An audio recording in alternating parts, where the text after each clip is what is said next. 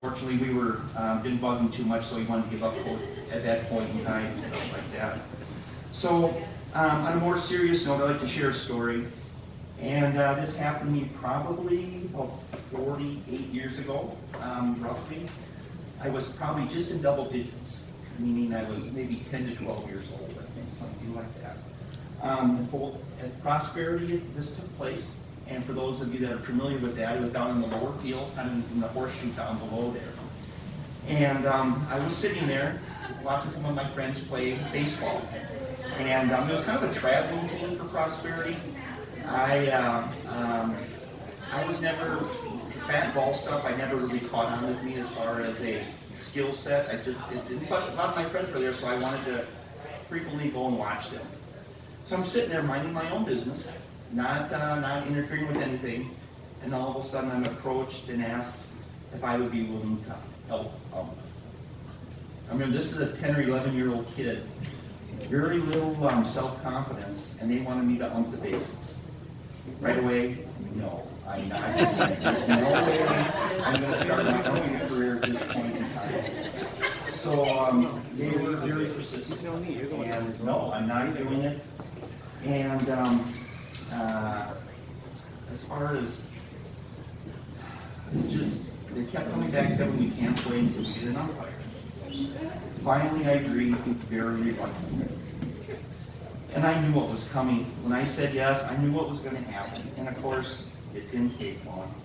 In fact, it didn't even take into this, maybe the second inning, and I had to make a call.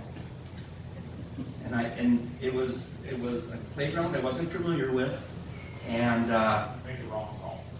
well, I'm not sure. It's still for debate. But I'll get to that in just a second. But anyways, it was a team that I was not familiar with the name of the playground. And yes, routine play to shortstop. Field it, threw it to first. I think I called that kid out before the ball or him even got to first base. I shouldn't have been doing what I was doing. Well, like I said, my worst fears came true, and that's what happened. And all of a sudden, everything exploded. I was threatened, I was swore at, and what else? You name it. It kind of happened to this kid that did not want to be there.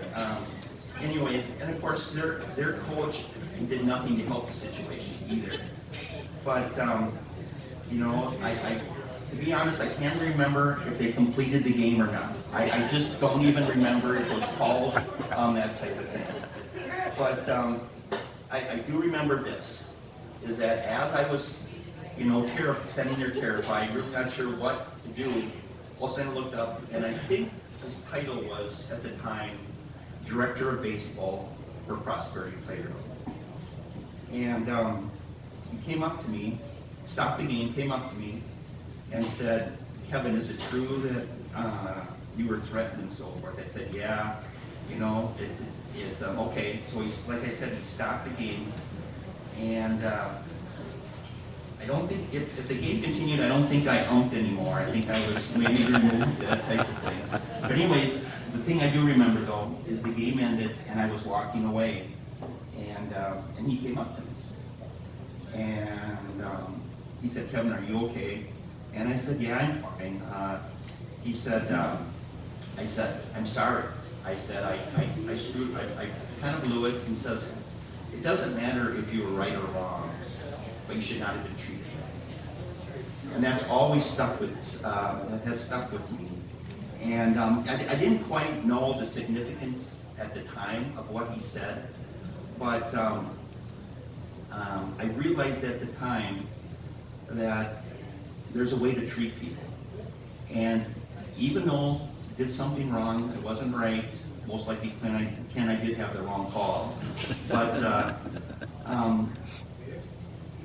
one thing that made me realize, and especially as I got older, that even if I know someone is wrong, or if I've been wrong myself, there's still a proper way to conduct yourself.